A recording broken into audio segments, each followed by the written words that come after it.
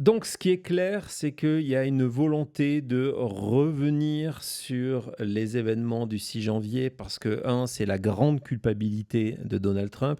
Il a tenté un coup d'État, c'est un acte de sédition, c'est un acte de trahison, c'est un acte d'insurrection, etc., etc. Il y a tout un système qui l'a protégé.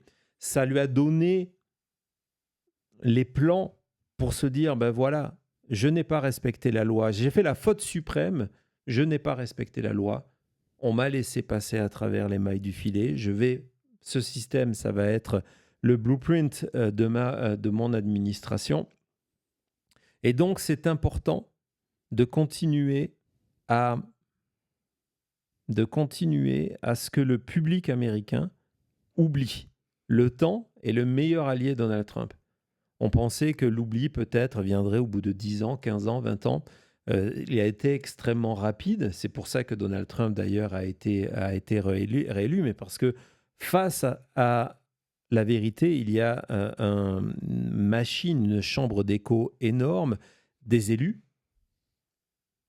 des médias, Fox News, Newsmax, des podcasts, des plateformes complètement piratées par cet élan-là, comme les devenus Facebook, comme les X. Et donc, il y a un véritable effort organisé. Et ce matin, Chung, qui est le responsable de la communication de Donald Trump, a publié ce tweet-là.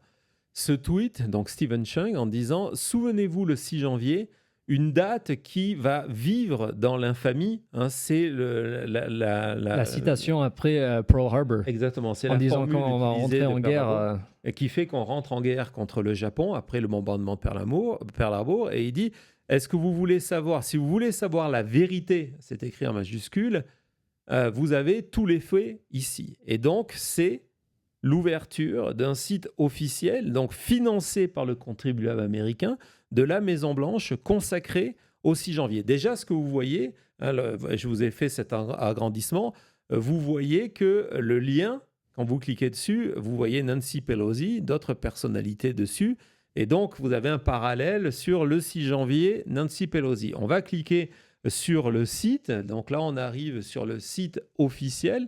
Donc, vous voyez, vous avez la Maison-Blanche, le président Trump, et vous vous rendez compte que dans les photos, il n'y a pas de photo de Donald Trump. Non, c'est que les démocrates. Et pas de photo du Capitole. Ce sont les démocrates, à part Liz Cheney. Ce sont les démocrates. Donc, en fait, c'est le comité d'enquête. Ouais. Et Pelosi, qui est au-dessus de ça et qui règne comme le cerveau, la responsable du 6 janvier. Pas une image de la Capitole, pas une image de l'attaque. Non. Le site débute par cette déclaration. En disant que le président Trump a pris une décision décisive, une action décisive de pardonner les défendeurs, les plaidants du 6 janvier qui ont été visés de manière injuste, etc., etc. Donc, on commence la réécriture de 6 janvier en disant que l'acte le plus important, c'est le fait que des milliers d'Américains ont payé le prix pour des échecs politiques qu'ils n'ont pas créés. C'est pas votre faute. Vous êtes allés casser, menacer, voler, piller. Mais c'est pas votre faute. Et on va commencer le point le plus important. Le premier point, c'est le fait que ces gens-là ont été des victimes et qu'ils ont été pardonnés. Goebbels serait fier. Et puis, l'essentiel de la page, c'est une timeline. C'est une timeline, heure par heure, de ce qui s'est passé. Et évidemment, c'est du révisionnisme à 100%. On va revisiter les événements pour raconter cette histoire de manière favorable à Donald Trump. Donc là, on va estimer que Donald Trump, qui a fait son discours, a demandé à ce que ça soit de manière explicite. Vous avez 2 fois le mot peaceful. Vous allez voir que le mot pacifique, peaceful, est celui le plus utilisé sur la page de la Maison-Blanche. Ce qui s'est passé, vous n'avez pas vu les images qu'on vous a montrées. Non, c'était pacifique et Donald Trump. Alors, si vous étiez avec nous, et c'est peut-être le seul procès qui se fera jamais sur le cœur du dossier du 6 janvier, c'était du côté du Colorado. Je ne sais pas si tu t'en souviens, Thomas, du côté de Denver, où cette petite juge, ici le mot petit, c'est pas péjoratif, mais parce que c'était vraiment une juge d'un niveau intermédiaire qui avait pendant une semaine, pour savoir si Trump pouvait être ou pas être candidat au niveau des primaires du Colorado, elle avait eu des débats avec des pro-Trump, avec des témoins, avec des experts. Et c'est le seul procès qui existe dans ce style-là. Et il y avait eu cette experte sur justement cette question du mot pacifique. Et elle avait prouvé qu'en fait, Donald Trump avait plus d'une vingtaine de fois, je ne me rappelle plus le chiffre, au-dessus de 25, avait incité à la violence. Et une fois, dans son discours, pour se faire une béquille, qui est toujours utilisé aujourd'hui, avait dit le mot pacifique. Mais vous voyez qu'aujourd'hui, la Maison-Blanche veut que vous vous souveniez que de ça. On continue dans c'est le site officiel de la Maison-Blanche. D'accord ? Là, vous avez le début. Regardez le surtitre d'une manifestation pacifique. Patriots, des patriotes. Les patriotes, et c'est une foule massive parce que, évidemment, c'est Donald Trump, donc il faut dire vraiment... Même dans le dernier, on a dit qu'il y avait des centaines de milliers de personnes. Regardez ça, speaks hundreds of thousands of supporters. Même ici, il faut brosser l'ego, quoi. Et donc là, on nous explique qu'ils sont en train de marcher pacifiquement, qu'il n'y a pas de désordre. Tout est en ordre. Tout se passe bien. On est entre 13h et 13h30. Alors, comment on arrive, avant de le montrer, comment on arrive entre des manifestations pacifiques et les images que l'on connaît tous? On ne peut pas nier l'existence des images, même s'ils ont essayé de les nier en expliquant que ce sont des Antifa et des FBI de Joe Biden. Exactement, dedans. En fait, c'est la provocation policière. C'est les policiers du Capitole qui vont créer la violence contre les... Si, regardons l'étape suivante de l'histoire officielle telle que Donald Trump veut l'écrire, en disant que voilà, c'est la réponse de la police du Capitole qui fait monter la tension, qu'ils répondent de manière agressive et que donc c'est à cause de ça. Et là, on vous parle d'ouvrir les portes du Capitole. Les inviter, leur faire signe de rentrer. Lorsqu'on a vu toutes les images des lieux qui ont été forcés. Et donc, vous voyez que c'est des tactiques de provocation. Donc là, ça veut dire que c'est les agents du FBI en civil, c'est le Antifa, comme Cody vient de vous le dire, et qui ont fait que cette manifestation pacifique s'est transformée en chaos. On est dans du mensonge à 100%. On est dans de la révision historique. On réécrit les livres d'histoire. C'est le site officiel payé par les contribuables américains. Mais il y a pire encore. Mais non, on va protéger Trump. Voilà. On va protéger Trump. Bien sûr. Donc, l'appel pour la paix. On réutilise Donald Trump, c'est le président de la paix. Pourquoi il n'a pas eu de prix Nobel pour le 6 janvier Pourquoi il n'a pas eu de prix Nobel pour le 6 janvier Parce que c'est l'appel pour la paix, Call for Peace. Donc le président Trump demande le calme. Et vous voyez, 2h24, Donald Trump demande le calme. Il a passé 2 heures à demander le calme. Oui, mais attendez, avant de partir sur ça, j'insiste sur l'heure. Pourquoi c'est 2h24 ? Pourquoi pas 2h20, 2h23 ? C'est quand il a fait son premier tweet. Parce que 2h24, c'est le premier tweet. Et donc, je suis allé vous chercher. C'était quoi le tweet de Donald Trump à 2h24 de son appel à la paix ? Vous allez être surpris, je vous préviens. Vas-y, Thomas.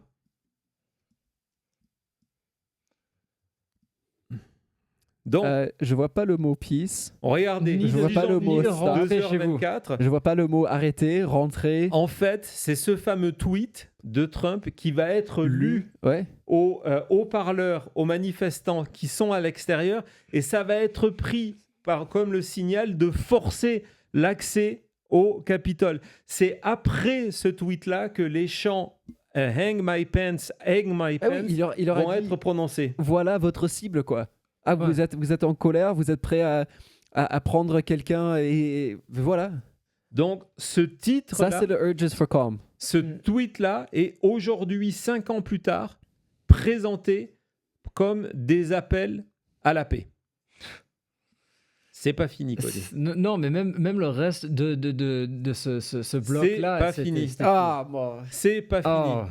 Donc là, tragédie au Capitole. Ashley Babbitt, qui est cette supportrice de Trump qui va être tuée ce jour-là parce que elle tente de forcer le dernier accès pour rentrer dans la chambre après qu'on lui ait demandé de ne pas le faire. Les images existent.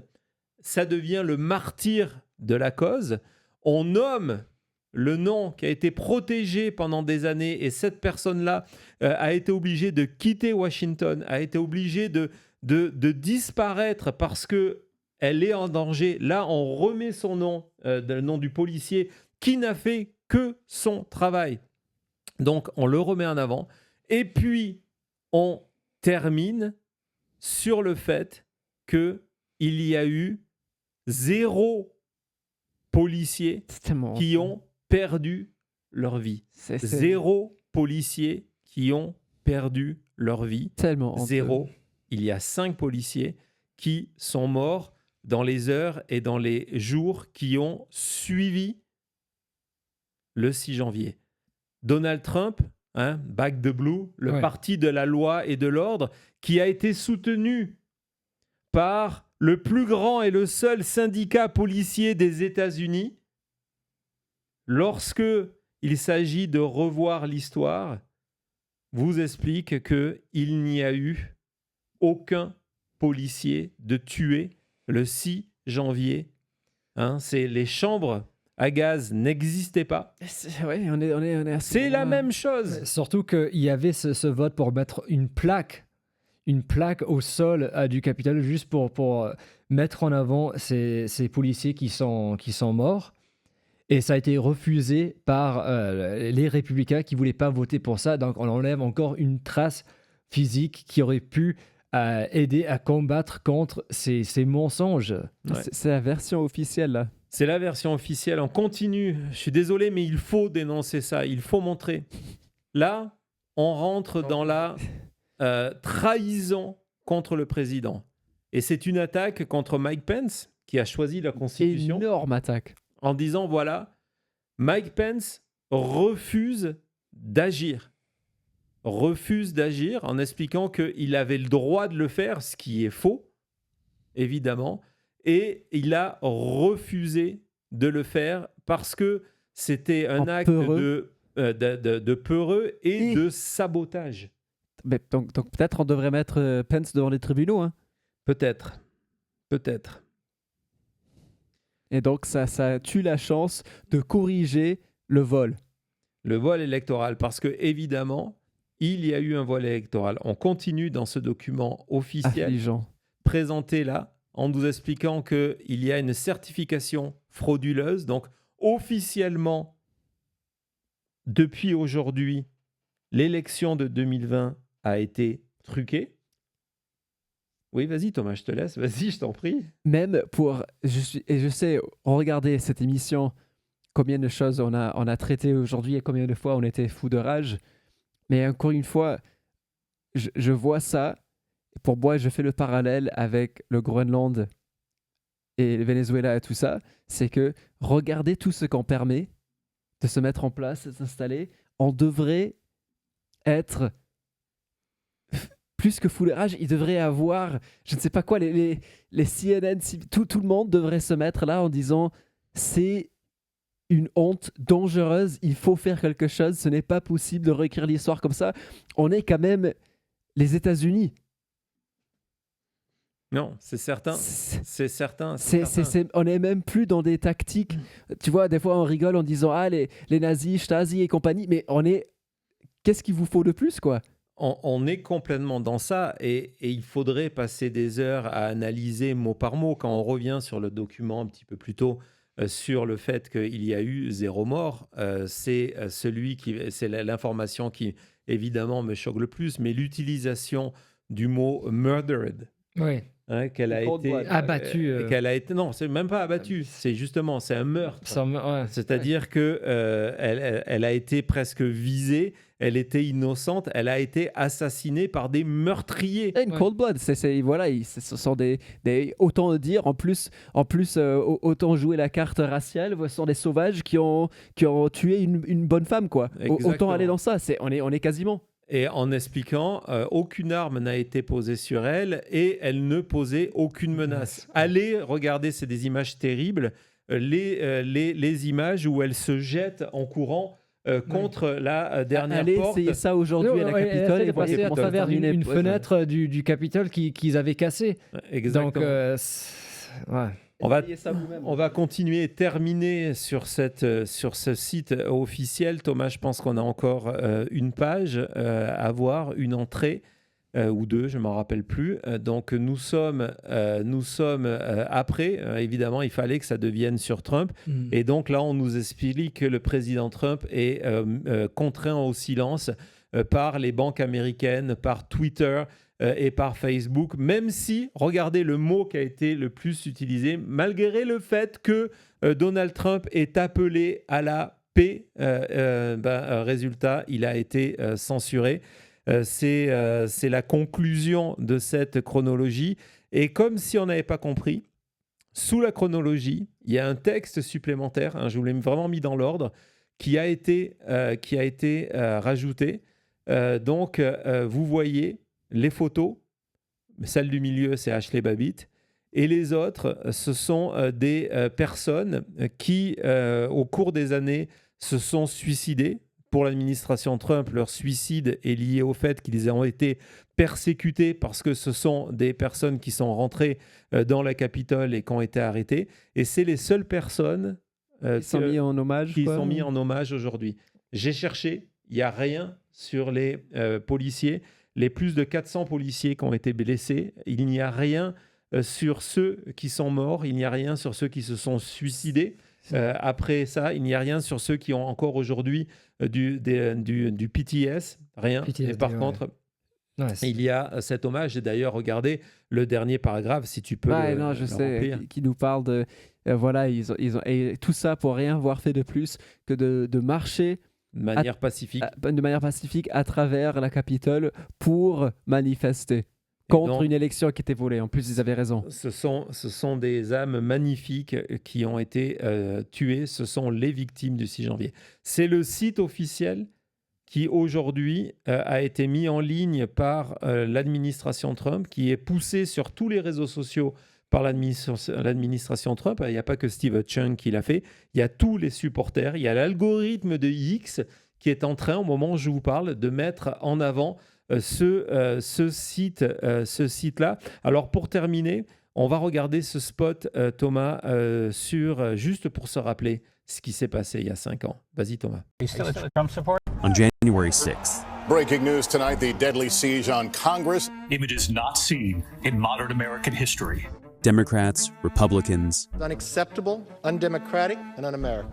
the entire nation understood exactly what we were looking at. An attack on American democracy. We have a breach of the Capitol! Breach of the Capitol! There were investigations, The select committee to investigate. convictions, Facing sentencing in Washington today. justice. But Donald Trump didn't just excuse the violence, he celebrated it. That was a day of love. He put criminals back on the street. Approximately 1,500 for a pardon. Some of them went on to continue terrorizing law enforcement, even committing crimes against children. Full pardon. And Republicans in Congress have gone along with all of it. Oh, I have been betrayed by my country. They've deliberately weakened the law enforcement agencies tasked with protecting our democracy. They've made their beliefs clear. That violence in service of Trump Mike, I'm here for you, buddy. is above the law. you would actually think it was a normal tourist visit. On January 6th, Donald Trump tried to overthrow the government. I'll be there with you. We're going to walk down to the Capitol. Republicans in Congress helped him do it. Of course I talked to the president. I talked to him that day. They may normalize political violence, but we won't let it happen again. Voilà, c'était la chute.